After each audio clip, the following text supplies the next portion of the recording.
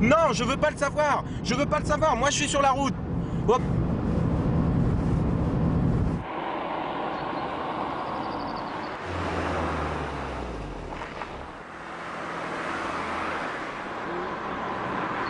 Dans la moyenne nationale, je viens de contrôler à 119 km/h et en plus vous téléphoniez en conduisant. Donc je vous demandais de me présenter vos permis de conduire, carte grise d'assurance. Merci.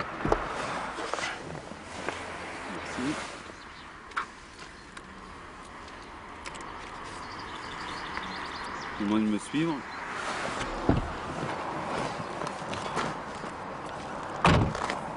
La route est un terrain de prédilection d'un grand nombre de personnes pour la prise de risques. Pourtant, tous les lieux ne sont pas adaptés à des conduites hasardeuses, et la route est sans nul doute le pire d'entre eux. Mais d'une manière générale, pourquoi certaines personnes ont-elles envie de rouler vite? Pour les plus jeunes, c'est très souvent une recherche de ses propres limites et de la connaissance de soi-même. Ça peut être aussi le désir de s'opposer à la loi, de se montrer différent des autres en n'acceptant pas les normes. Mais rouler vite, c'est aussi vouloir gagner du temps, parce que la charge de travail est trop lourde par exemple, et que le temps passé en voiture pour relier deux lieux semble être du temps perdu. Des états comme la nervosité, l'excitation, la dépression peuvent inciter aussi à rouler vite. Inadaptée ou excessive, la vitesse est en cause dans plus de 40% des tués sur la route, ce qui explique que les sanctions liées aux excès de vitesse fassent partie des plus lourdes.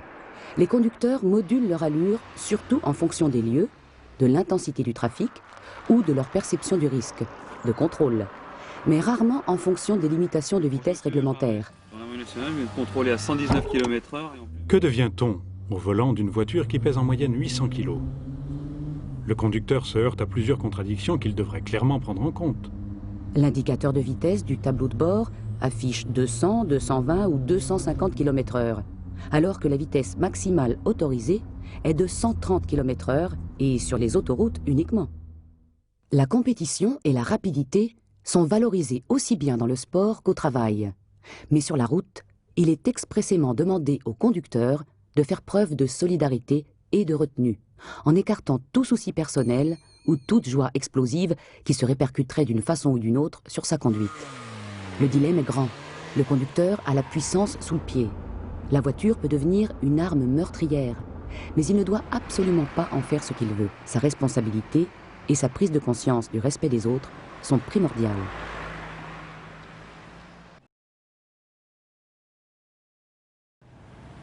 L'homme est au cœur d'un système dans lequel il se déplace. Il commande le véhicule qu'il conduit, il circule parmi d'autres personnes qui se déplacent avec des moyens de locomotion variés.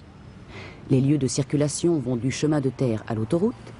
Les conditions atmosphériques et de visibilité varient elles aussi et influent sur le comportement du conducteur. Le cerveau de ce système, c'est donc l'homme. C'est lui et lui seul qui est responsable de son comportement sur la route, en interaction avec les autres.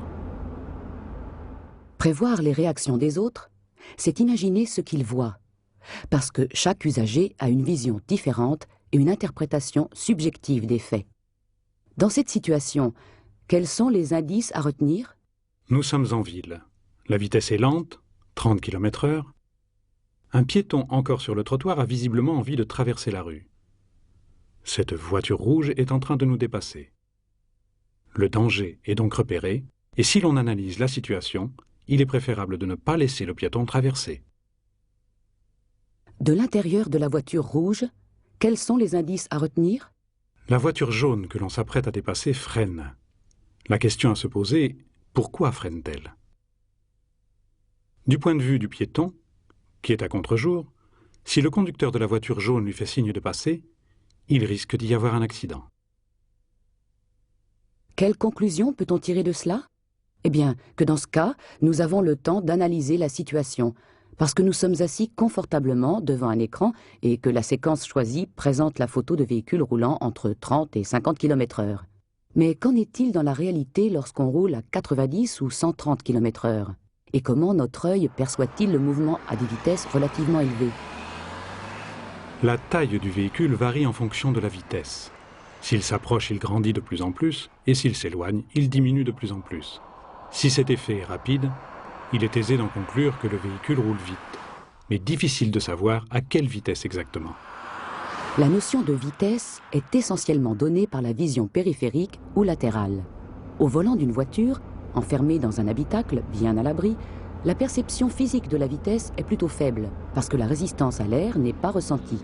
En revanche, sur une moto, l'effort physique fourni est lié à la vitesse. La vision périphérique, encore appelée vision latérale, fournit des informations sur notre champ visuel. Pour chaque œil, il s'étend de 60 degrés en haut du point de fixation jusqu'à 70 degrés vers le bas, soit un champ vertical de 130 degrés. Et d'environ 90 degrés de l'arête du nez vers l'extérieur, ce qui donne un champ latéral de 180 degrés. La vision périphérique ne permet pas de distinguer les couleurs ni de voir nettement les objets, ce qui explique que cette photo soit en noir et blanc, et floue. À l'intérieur de l'œil, on appelle fovea l'endroit de l'acuité visuelle maximale. Plus on s'éloigne de la fovea, plus l'acuité visuelle diminue. La vision centrale se caractérise par une image nette et précise, par une sensibilité à la couleur et par une perception consciente d'une image sélectionnée et retenue par le conducteur qui l'analyse et la traite. Lorsqu'un indice retient son attention, le conducteur déplace son regard vers cet indice. Les yeux vont d'un sujet à l'autre selon l'intérêt qu'il présente pour le conducteur, en un système d'aller et de retour.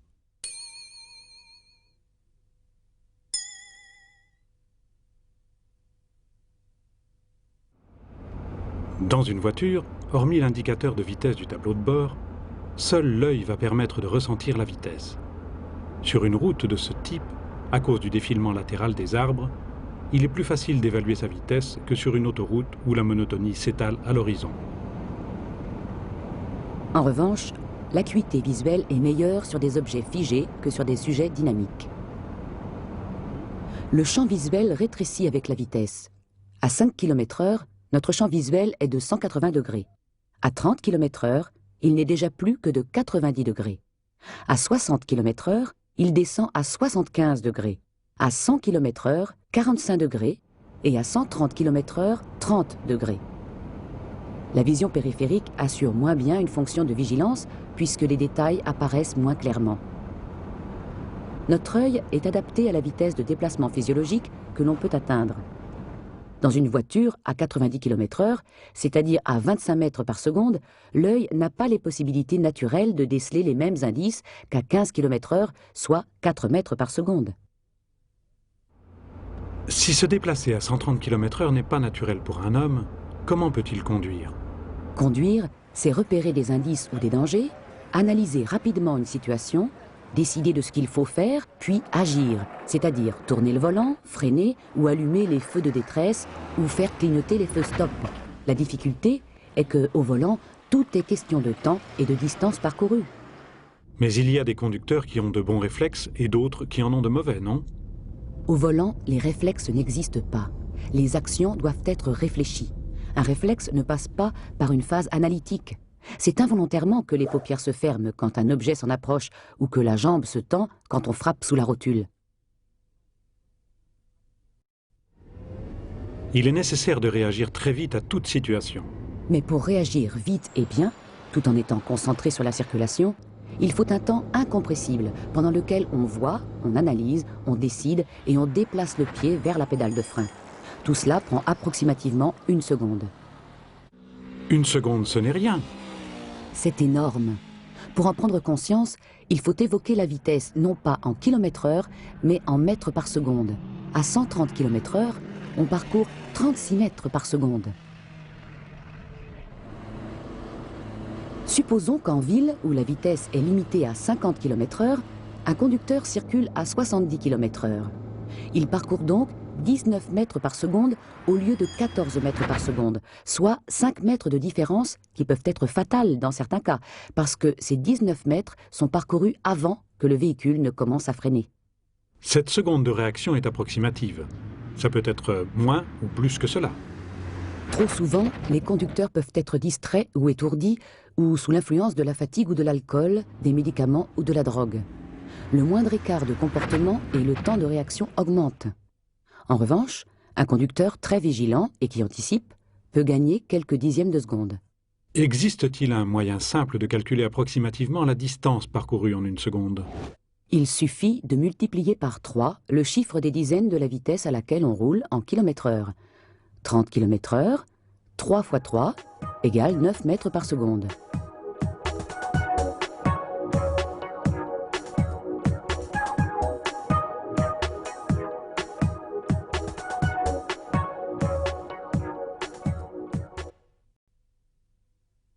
La sensation de vitesse est donnée par la vision périphérique. Oui, réponse A. Non, réponse B. La vision centrale. Oui, réponse C. Non, réponse D.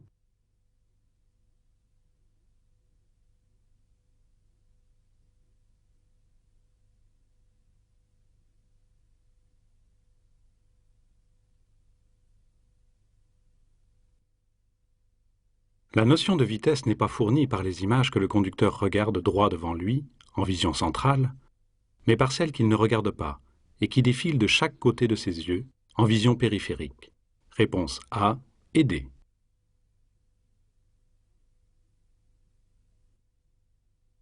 Pour évaluer la vitesse d'un véhicule arrivant face à moi, je tiens compte de la variation de sa taille. Oui, réponse A. Non, réponse B. De la vitesse à laquelle je circule. Oui, réponse C. Non, réponse D.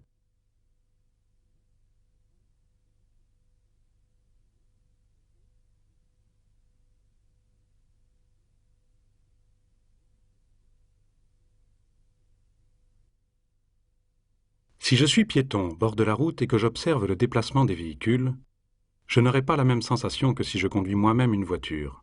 Si je suis statique, la variation de la taille du véhicule qui s'approche fournit un indice approximatif de sa vitesse. Si je suis en mouvement, je dois en plus tenir compte de la vitesse à laquelle je me déplace. Les deux données se conjuguent. Réponse A et C.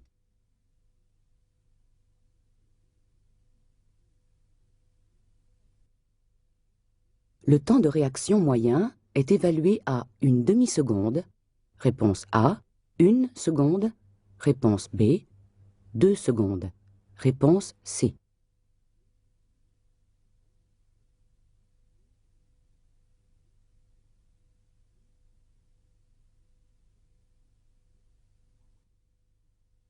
En moyenne, le temps de réaction est évalué à 1 seconde, c'est-à-dire qu'entre le moment où je repère un indice, où je l'analyse, où je décide de ce qu'il faut faire et où enfin j'agis, il s'écoule environ 1 seconde. 1 seconde pendant laquelle le véhicule poursuit sa trajectoire sans ralentir. Réponse B.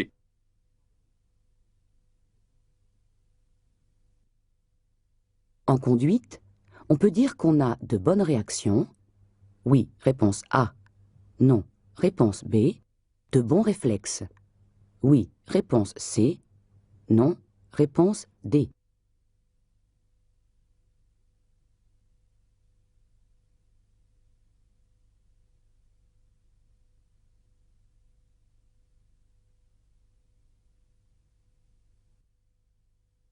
Un réflexe est une réponse involontaire et non apprise à une stimulation. Par exemple, le réflexe rotulien ou le réflexe qui consiste à fermer les paupières quand un objet s'en approche. Les réactions découlent quant à elles d'une observation et d'une analyse d'une situation donnée. Pour freiner devant un enfant qui traverse la route, il faut avoir appris où se situe la pédale de frein. Il faut avoir appris à freiner, etc. Réponse A et D.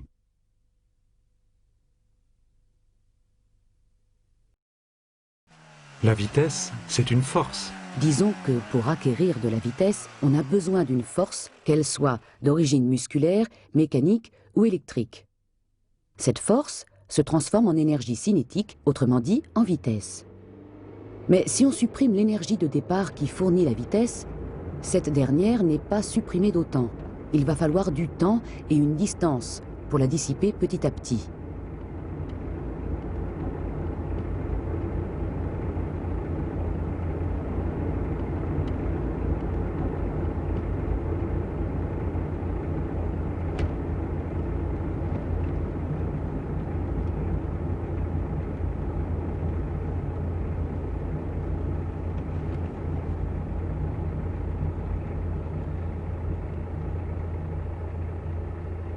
Une autre donnée est à prendre en compte. L'énergie cinétique n'est pas proportionnelle à la vitesse atteinte. En clair, une voiture pesant environ 900 kg, à 30 km/h, est chargée d'une énergie équivalente à environ 3 tonnes. À 60 km/h, elle serait de 12 tonnes environ, c'est-à-dire que lorsque la vitesse est multipliée par 2, l'énergie cinétique est multipliée par 4. Cette multiplication de l'énergie a d'énormes conséquences sur le freinage, sur les distances d'arrêt, sur les prises de virage et sur la violence des chocs en cas d'accident. Bien entendu, l'énergie cinétique est en relation avec la masse, ou le poids pour simplifier. À la même vitesse, un camion de 38 tonnes par exemple aurait une énergie 38 fois plus importante qu'une voiture d'1 tonne. Que fait-on quand on freine? On ne s'arrête jamais sur place? Freiner, c'est ralentir une voiture dans son mouvement. Cela signifie bien que toute l'énergie cinétique emmagasinée ne peut pas se disperser instantanément. Il faut du temps et donc de la distance. Plus on roule vite, plus la distance de freinage est longue, mais pas d'une manière proportionnelle. Quand la vitesse est multipliée par 2, la distance de freinage est multipliée par 4. Et si la vitesse est multipliée par 3, la distance de freinage est multipliée par 9. Donc, pour freiner, il suffit d'avoir une voiture équipée de freins. Plusieurs paramètres sont à prendre en compte pour que le freinage soit efficace. Lorsqu'on freine trop longuement dans de fortes descentes, la surchauffe rend inefficace le frottement des plaquettes sur les disques de frein. La qualité du freinage dépend aussi des organes mécaniques, tels que la suspension qui doit être en bon état. La technique de freinage est essentielle. Il est certain que dans une situation de conduite normale, où l'on a pris le temps d'anticiper, le freinage dispersera l'énergie cinétique progressivement. Mais en cas d'urgence, les choses se compliquent. En effet, le plus souvent, pour éviter un choc, le conducteur bloque involontairement les roues de sa voiture, et ce qui se produit, c'est ça. Lorsque les roues sont bloquées, le véhicule glisse sur le revêtement de la chaussée. La distance de freinage est alors allongée. L'adhérence a aussi son importance.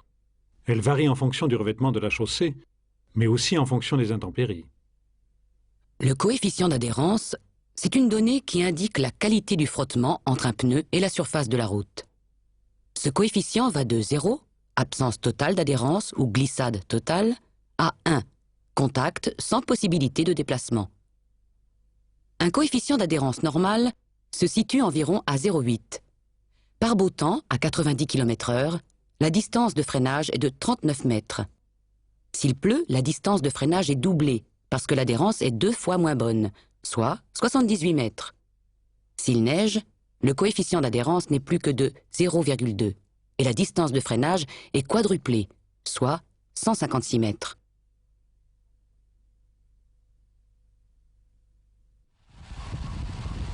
Est-ce que l'aquaplanage a quelque chose à voir avec l'adhérence? Bien entendu.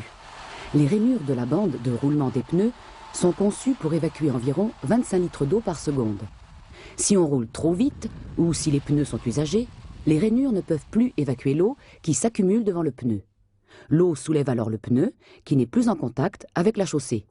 Diriger le véhicule devient alors impossible. Les pneus glissent comme des skis nautiques. Pour annuler ce phénomène, le seul remède est de ralentir pour que les pneus reprennent contact avec l'asphalte. De plus en plus, les voitures sont équipées d'ABS. Ça permet de freiner plus brièvement, non? L'ABS ou l'ABR, c'est un anti-blocage des roues en cas de freinage d'urgence. C'est un système qui évite, dans des situations particulières, de bloquer les roues de la voiture et de partir dans une glissade, même si le conducteur appuie très fortement sur la pédale de frein. Les techniques de freinage d'urgence sont des automatismes très difficiles à acquérir. Et ce système comble donc cette déficience. Mais est-ce qu'il annule plus vite l'énergie cinétique? Non. De même qu'on ne peut pas empêcher le jour et la nuit, on ne peut pas lutter contre les lois de la physique.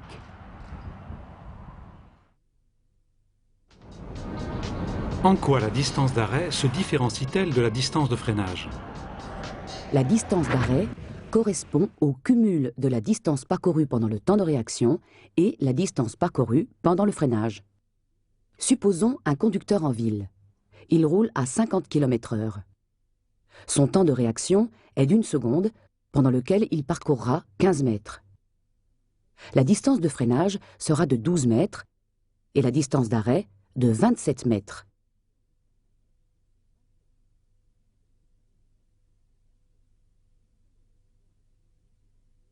Si son temps de réaction avait été d'1 seconde et demie, le temps de réagir, il aurait parcouru 22 mètres. La distance d'arrêt serait de 34 mètres. Il existe un moyen simple de calculer approximativement la distance d'arrêt? Il suffit de multiplier par lui-même le chiffre des dizaines de la vitesse à laquelle on roule. Par exemple, à 50 km/h, on a besoin de 5 x 5 égale 25 mètres de distance d'arrêt.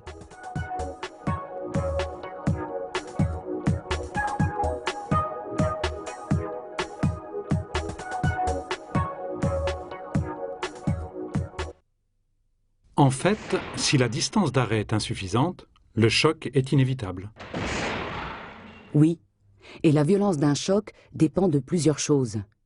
De la distance nécessaire à l'arrêt, de la vitesse à laquelle est percuté l'obstacle, de la capacité de la voiture et de l'obstacle à absorber l'énergie cinétique. Par exemple, un choc frontal à environ 50 km/h contre un rocher qui stoppe net un véhicule équivaut à un choc à 112 km/h contre une voiture à l'arrêt, parce que le rocher n'est pas du tout ébranlé par le choc. L'arrêt est donc d'une extrême violence.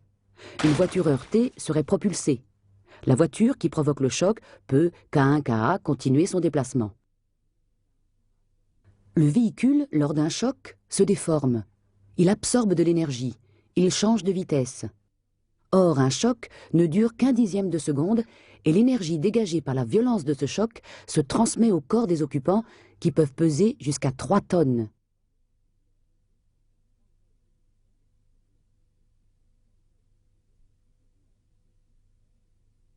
Supposons un obstacle fixe. Il fait beau et je roule à 90 km/h. Ma distance d'arrêt réelle et nécessaire est de 64 mètres. Si je perçois l'obstacle alors que je n'en suis éloigné que de 60 mètres, je le percuterai à 24 km/h.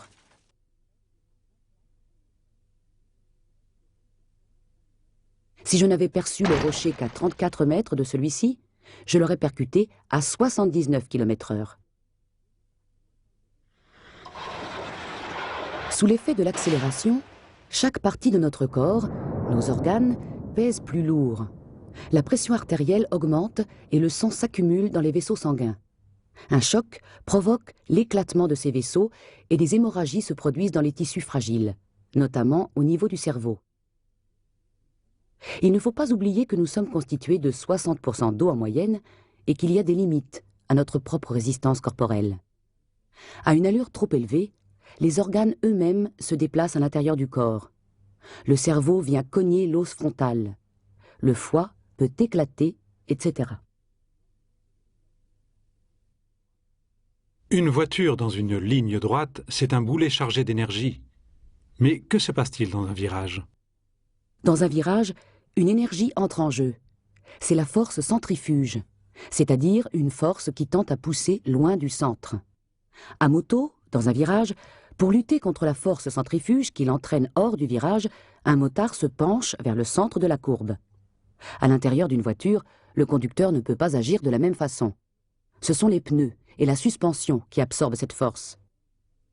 Si cette force est trop importante, la suspension s'écrase, le pneu se déforme et dans le pire des cas, la voiture dérape, quitte sa trajectoire et finit dans le fossé. Si en plus les pneus sont insuffisamment gonflés, l'adhérence est nettement moins bonne et le conducteur ne peut plus diriger son véhicule en toute sécurité. Plus le virage est serré et plus la vitesse est élevée, plus la force centrifuge est grande. Mais lorsque la vitesse double, la force centrifuge quadruple. Et si la vitesse triple, la force centrifuge est multipliée par 9. Le poids du véhicule a son importance, bien entendu. Et plus le centre de gravité est haut, plus l'action de la force centrifuge est importante. Supposons deux virages identiques, l'un tournant à gauche, l'autre à droite. À vitesse égale, la force centrifuge est la même? Oui, mais ce qui diffère, c'est que si le virage est mal maîtrisé techniquement, le risque d'accident est plus important dans un virage à droite. Le véhicule étant comme aspiré vers l'extérieur de la courbe, le danger est de se retrouver face à un véhicule venant en sens inverse. Dans un virage à gauche, on se met le plus souvent seul en péril.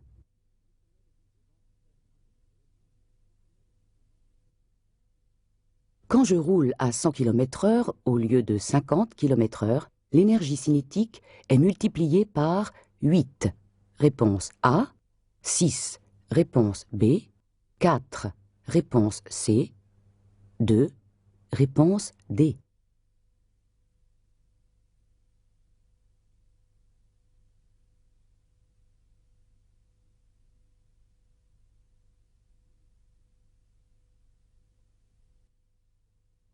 L'énergie cinétique, cette force déployée avec la vitesse, est proportionnelle au poids du véhicule, mais pas à la vitesse. Elle est proportionnelle au carré de la vitesse. Quand je roule à 100 au lieu de 50 km/h, la vitesse est multipliée par 2 et l'énergie cinétique par 4. Réponse C.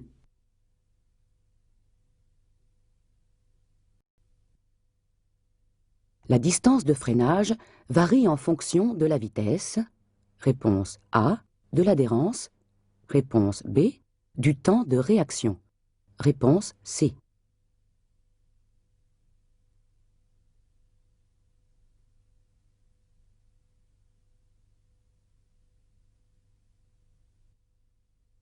La distance de freinage varie en fonction de la vitesse, mais proportionnellement au carré de celle-ci. C'est-à-dire que lorsque la vitesse double, le freinage n'est pas 2 fois plus long, mais 4 fois plus long. L'adhérence est aussi une variable, puisque sous la pluie ou sur la neige, ça glisse. Le temps de réaction a une incidence sur la distance d'arrêt, pas sur la distance de freinage. Réponse A et B.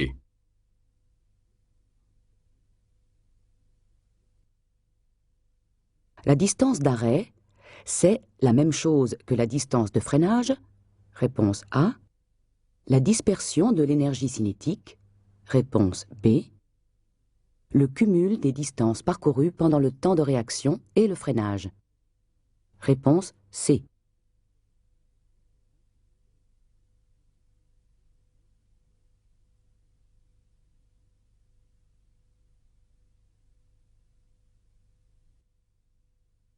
La distance d'arrêt, c'est la distance parcourue pendant le temps de réaction, qui est le temps qui s'écoule entre l'apparition d'un obstacle et le début du freinage, et la distance de freinage, qui elle seule permet de dissiper l'énergie cinétique accumulée. Réponse C.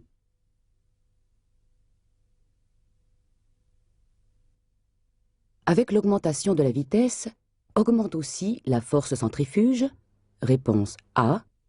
La distance de freinage. Réponse B. Le temps de réaction. Réponse C. La violence d'un choc. Réponse D.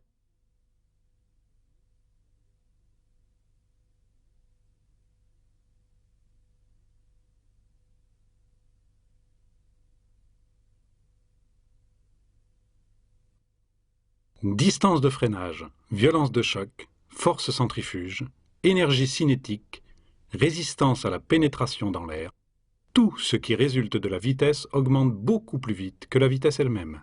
Réponse A, B et D.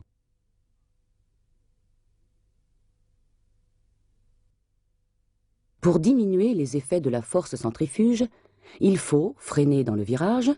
Oui. Réponse A. Non. Réponse B. Débrayer dans le virage. Oui. Réponse C. Non. Réponse D.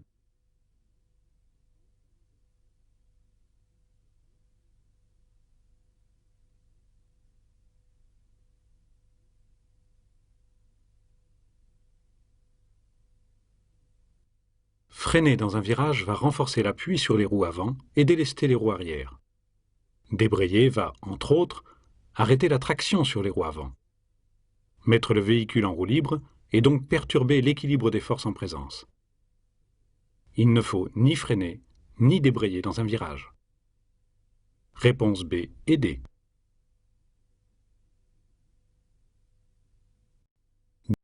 D'une manière générale, des panneaux d'interdiction indiquent les vitesses maximales autorisées dans des lieux divers. Oui, mais en l'absence de panneaux, il est utile de connaître cette réglementation qui varie en fonction des lieux, des intempéries, de l'expérience des conducteurs et des situations rencontrées.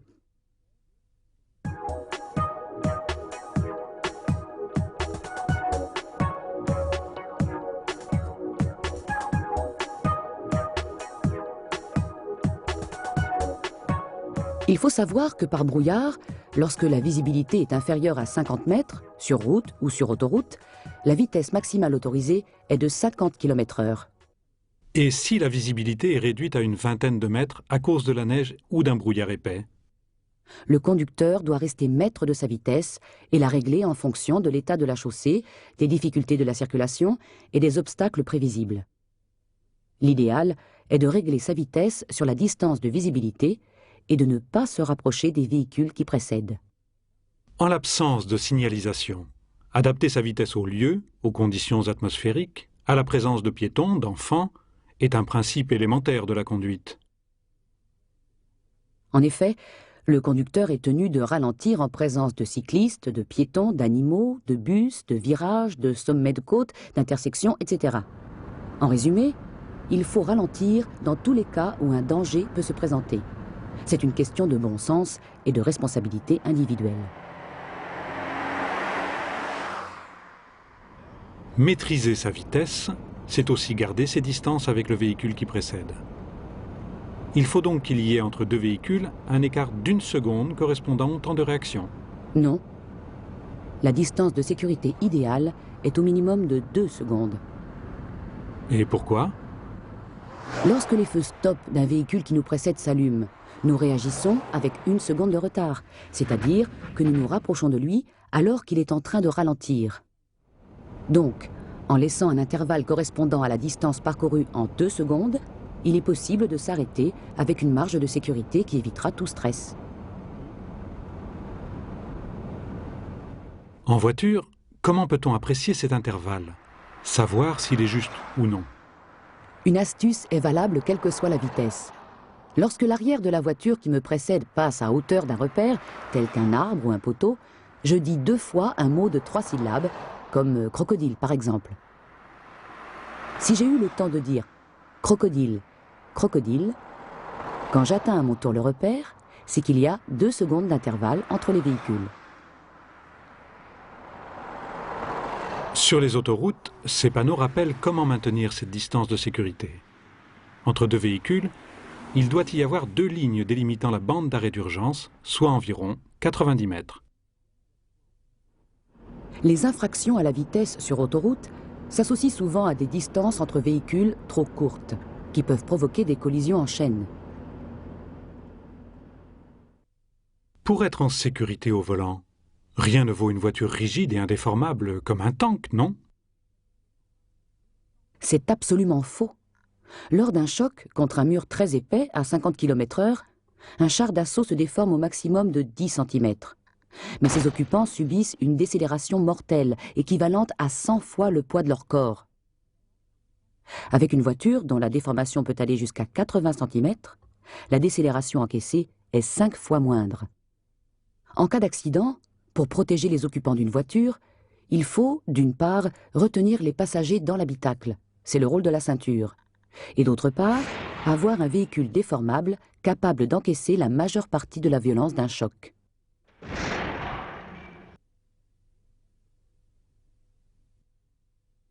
Dans leur grande majorité, les accidents peuvent être classés en 3 grandes catégories de types de chocs. 1. Les chocs arrière. Ils représentent 1,5% des tués et 2,5% des blessés graves. 2. Les chocs latéraux. Ils représentent 26% des tués et 17% des blessés graves.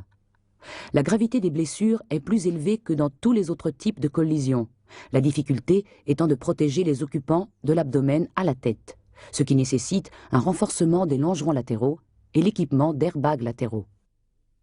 Et 3. Les chocs frontaux. Ils représentent 48% des tués et 71% des blessés graves. Les lésions au thorax et à la tête sont les plus courantes. Optimiser la déformation du châssis ou de la carrosserie ne suffit pas pour obtenir une voiture amplement sécuritaire. Les dispositifs de retenue des occupants, ceinture pour les adultes, sièges et harnais pour les enfants, restent primordiaux. La longueur des ceintures, leurs points d'attache, les contraintes d'arrachement, testées avec des forces de plus de 3,5 tonnes, tout est savamment calculé. La sécurité des occupants passe par leur retenue dans l'habitacle. Particulièrement meurtrière, l'éjection multiplie par 6 le risque d'être tué. Porter la ceinture, que l'on soit passager avant ou arrière, est obligatoire. De même que, à chaque âge, un enfant doit avoir son siège auto. Pour les bébés et les enfants de moins de 10 kg, sont conseillés les sièges dos à la route, qui peuvent être installés à l'avant, à condition d'avoir désactivé l'airbag. De 9 à 18 kg, sont préconisés les sièges baquets face à la route et les sièges à réceptacle. À partir de 18 kg et en fonction de la taille de l'enfant, les réhausseurs sont préconisés. La ceinture ne doit pas retenir à hauteur du cou de l'enfant, mais à hauteur de son épaule. De même que la sangle ventrale ne doit pas reposer sur l'abdomen, mais portée à plat sur les cuisses. Quand la voiture est équipée d'airbags ou de coussins gonflables, le port de la ceinture de sécurité n'est pas obligatoire. Attacher la ceinture est obligatoire. L'airbag est une sécurité complémentaire. Logés, l'un dans le moyeu du volant et côté passager dans la planche de bord, les airbags sont activés automatiquement quand la décélération de la voiture est supérieure à une force équivalente à 4 fois son poids et que la durée de l'impact dépasse un certain temps. En cas de choc, les coussins se gonflent en 30 millisecondes environ. Pour amortir le mouvement des passagers, du gaz est expulsé des coussins. Le processus, détection de l'accident, déploiement des coussins et retenue des occupants, dure au total environ 1/10 de seconde. Les airbags latéraux se généralisent de plus en plus. Ils se déploient sur le côté des sièges, côté portière, afin de protéger les occupants en cas de choc latéral violent. Il ne faut pas oublier que seule l'épaisseur de la porte, environ 20 cm, protège d'un impact latéral. Sur cette route, la vitesse est limitée à 110 km/h, réponse A, 100 km/h, réponse B, 90 km/h, réponse C, 80 km/h, réponse D.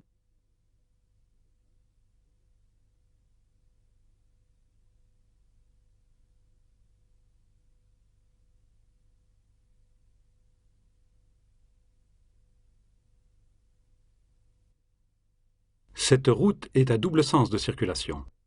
Il pleut. La vitesse est limitée à 80 km/h parce que la chaussée est glissante. En outre, la visibilité est médiocre. Réponse D.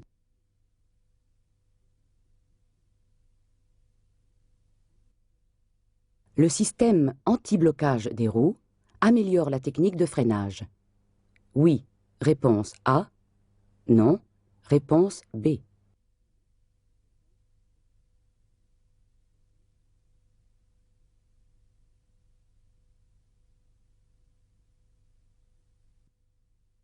Le système ABS évite, en cas de freinage d'urgence où le conducteur surpris maîtrise mal ses réactions, de bloquer les roues même en appuyant fortement sur la pédale de frein. Les roues n'étant pas bloquées, la voiture peut toujours être dirigée. Mais pour disperser l'énergie cinétique, il faudra toujours un certain temps incompressible pour la transformer en chaleur. Réponse A.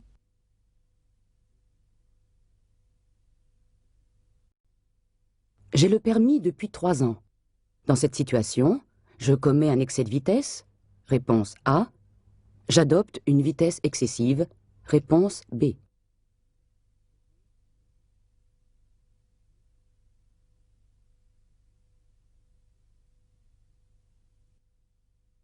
Je roule à 90 km/h, ce qui est réglementaire sur cette route. Mais cette camionnette blanche est arrêtée à une intersection en biseau. Sans vitre latérale et dans une telle position, le conducteur peut-il réellement me voir, Dans le doute, je dois ralentir, parce que par rapport à ce danger, je roule trop vite. Réponse B.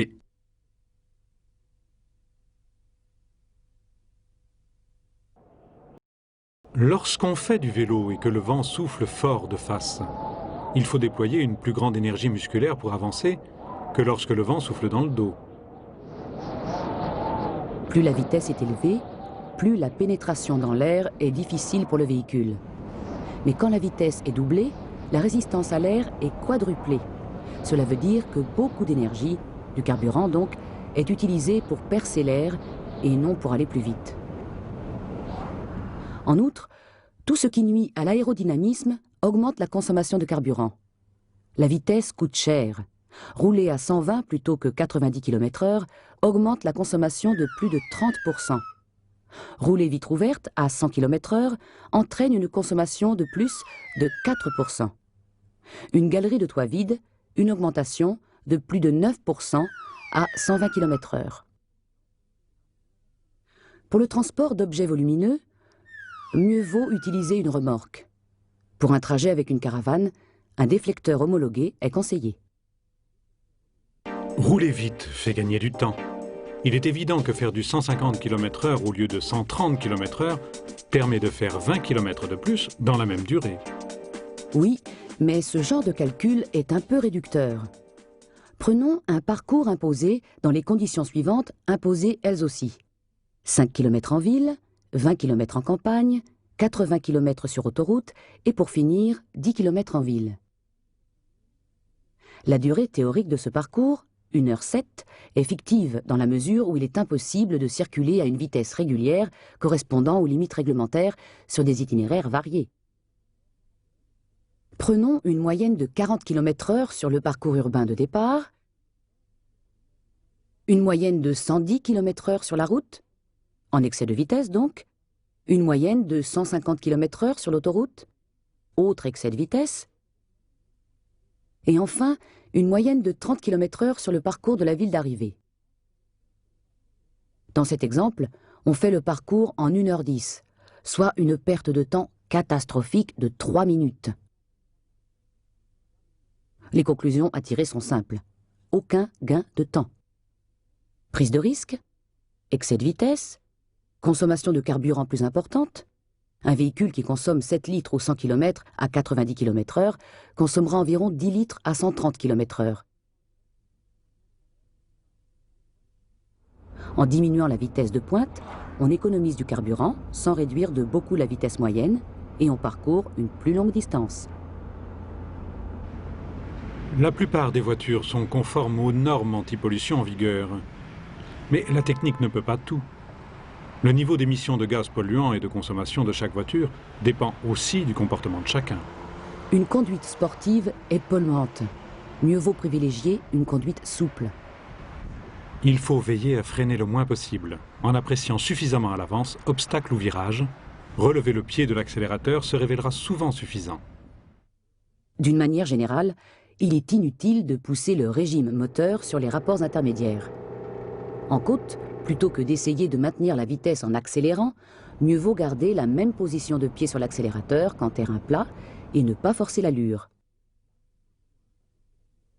À un stop ou à un feu qui vient de passer au vert, il faut éviter les accélérations brutales, gourmandes en carburant. L'usure de l'ensemble des organes mécaniques dépend lui aussi de la vitesse adoptée. Par exemple, des pneus normalement gonflés s'usent 2 fois plus vite à 120 km/h qu'à 70 km/h. Transporter un vélo de cette manière augmente la consommation de carburant. Oui, réponse A. Non, réponse B. La difficulté de pénétration dans l'air. Oui, réponse C. Non, réponse D.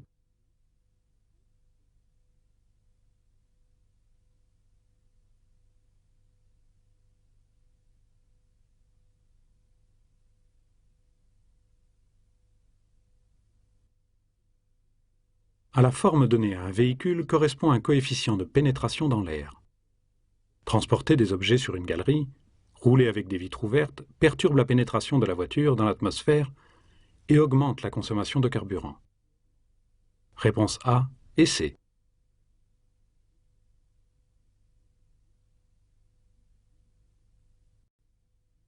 Sur un parcours de 100 km, rouler à 150 km/h au lieu de 130 km/h fait gagner 3 minutes, réponse A, 6 minutes, réponse B, 9 minutes, réponse C, 12 minutes, réponse D.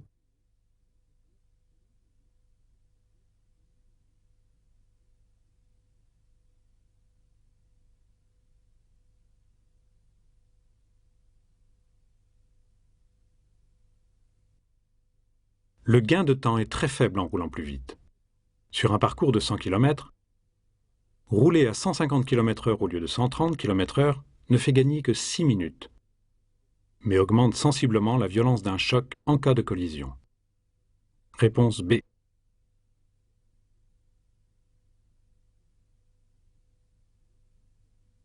Il existe un réel paradoxe entre les vitesses que peuvent atteindre les véhicules et les limites imposées par la loi.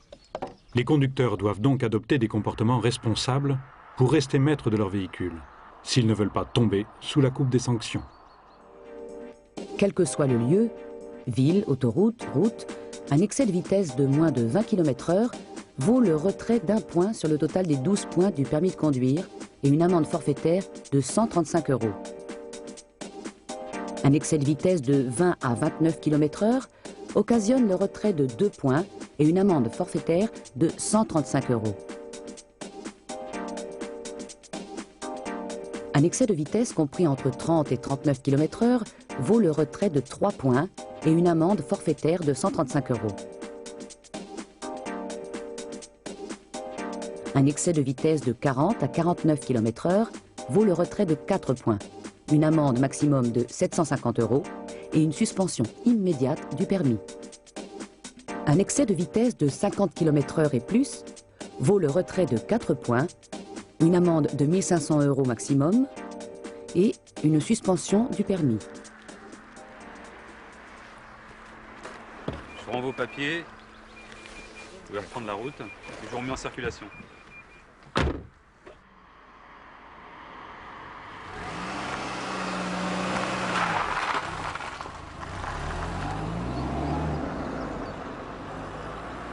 Les principales victimes de la vitesse sont en priorité les jeunes conducteurs, 18-24 ans, et les utilisateurs de deux roues. En ville, ce sont les piétons qui paient le plus lourd tribut à la vitesse, à commencer par les plus vulnérables d'entre eux, les enfants et les personnes âgées. Un piéton renversé a un risque sur 10 d'être tué si le choc survient à 20 km/h, 3 risques sur 10 à 40 km/h, 8 risques sur 10 à 60 km/h et aucune chance de s'en sortir à 80 km/h. Des études ont montré qu'une diminution de 10% des vitesses entraîne une baisse de 20% des accidents graves et de 40% des accidents mortels. La vitesse est vraiment dangereuse. Certains en doutent encore. D'autres en ont conscience, mais l'oublient lorsqu'ils sont au volant. Résultat, la vitesse représente la première cause de mortalité sur nos routes, qu'elle soit vitesse inadaptée aux lieux et circonstances, ou vitesse excessive par rapport aux limitations en vigueur.